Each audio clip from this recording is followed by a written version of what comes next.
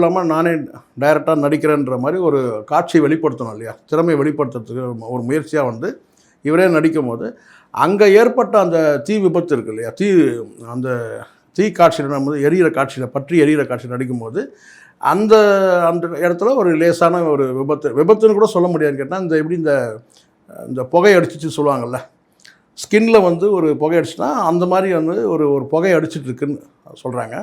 அதனால் வந்து தொடர்ச்சியாக அடுத்தது நடிக்க முடியாமல் இப்போதைக்கு படத்தை அந்த செட்லாம் அப்படியே தான் இருக்குது. இப்போதைக்கு வந்து ஒரு ரெஸ்ட்டில் இருக்கிற மாதிரி இருக்கிறார், அவ்வளோதான். பெரிய விபத்துலாம் கிடையாது. பட் அலர்ஜின்னு சொல்கிறாங்க இல்லையா, அது உருட்டு. அலர்ஜிலாம் கிடையாது. புகையால் அவருக்கு அலர்ஜி ஆகிடுச்சு தான். இவெல்லாம் சிகரெட் பிடிக்கிறவனுக்கு பாக்கெட் அடிக்கிறவனுக்கு தான் சர்வசாதாரணமாக. ஸோ புகைன்னா எல்லாமே புகை தான். அது வந்து வீடு எரியிற போது வர புகையும் சரி, சிகரெட்டில் இருக்கிற புகை அதோட ஆபத்தானது. ஏன் சிகரெட் பிடிக்கிற காட்சி நடிக்கலையா, அது நமக்கு சுற்று சில பேர் சுற்றுறாங்க இல்லையா, அவருக்கு வந்து அலர்ஜி ஆகிடுச்சுன்னு. அவர் எல்லா அலர்ஜியும் பார்க்குறவர் தான்.